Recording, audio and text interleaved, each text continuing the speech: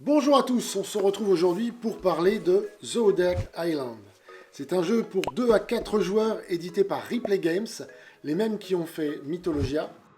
On peut y jouer à partir de 10 ans et la partie dure environ 20 minutes. Pour les règles du jeu, c'est parti.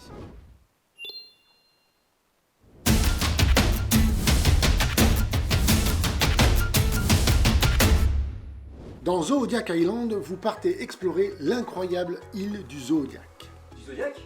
Attends, me dis pas que c'est là où réside le grand Pop et les chevaliers d'or du sanctuaire. Si, bien sûr, on y retrouve Shiryu, Seyar, Andromède et tous les autres. C'est vrai? Non. Comme je le disais avant d'être grossièrement interrompu, vous êtes l'un des premiers explorateurs à poser le pied sur cette île. Pour prendre possession des lieux et remporter la victoire, vous devrez créer des parcs et détenir 5 créatures de même type dans l'un d'eux. Chaque créature placée dans vos parcs vous permettra d'utiliser son pouvoir. Vous pourrez l'utiliser soit pour capturer d'autres créatures ou pour contrecarrer les plans de vos adversaires. En plus de leur pouvoir, certaines créatures possèdent un pouvoir de majorité. Pour utiliser ce dernier, vous devez détenir plus de créatures d'un même type que vos adversaires. Ainsi, vous aurez le choix entre le pouvoir de base ou le pouvoir de majorité. Maintenant, passons à la mise en place. Imaginons que nous jouons à 2 joueurs. On mélange les cartes, on distribue 3 cartes à chaque joueur. Bon, nous allons jouer avec les cartes face visible pour que ça soit plus simple. Mais évidemment, dans une vraie partie, ne dévoilez pas votre jeu. Vous placerez vos parcs devant vous, dans votre zone de jeu. Zodiac Island possède 2 modes de jeu. Cette mise en place est pour le mode débutant. Si vous jouez en mode explorateur, dévoilez 3 cartes supplémentaires à côté de la pioche. Retirez tous les serpentaires et une carte de chaque type, sauf celle de l'extension Soleil Levant. Avant d'aller plus loin, faisons un petit point sur les différentes cartes du jeu. Il existe 12 créatures du Zodiac.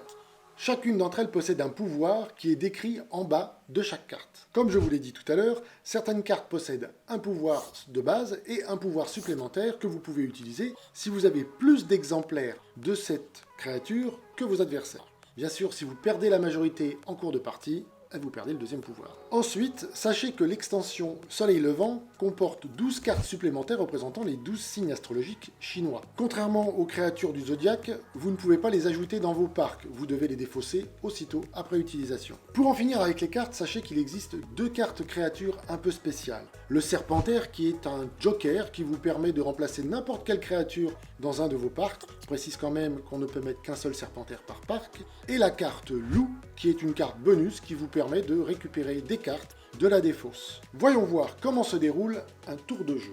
Voilà à quoi ressemble le terrain de jeu en cours de partie. À votre tour, vous pouvez effectuer 3 actions.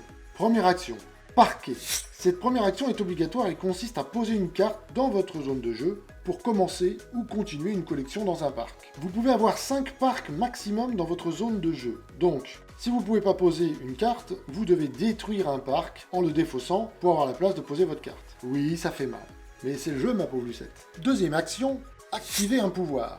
Cette action facultative vous permet d'activer le pouvoir d'une créature présente dans un de vos parcs. Ce peut être le pouvoir de base ou le pouvoir de majorité. Là, par exemple, j'ai plus de balance que mon adversaire.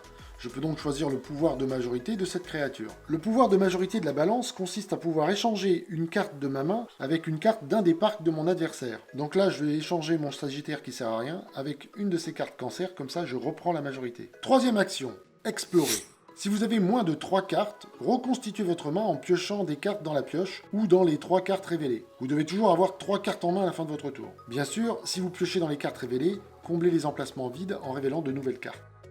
Une fois ces actions réalisées, c'est à votre voisin de gauche de jouer.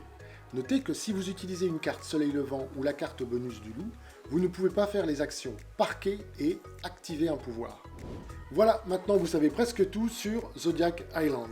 Si vous voulez en savoir plus, je vous invite à vous rendre sur la fiche produit du jeu sur le site abigames.fr. Le lien est dans la description. J'espère que cette vidéo vous a plu et qu'elle vous aura donné envie de tester le jeu. Pour ne rien rater de nos prochaines vidéos, je vous invite vivement à vous abonner à la chaîne et à activer la cloche. Quant à moi, je vous dis à bientôt pour un nouveau jeu.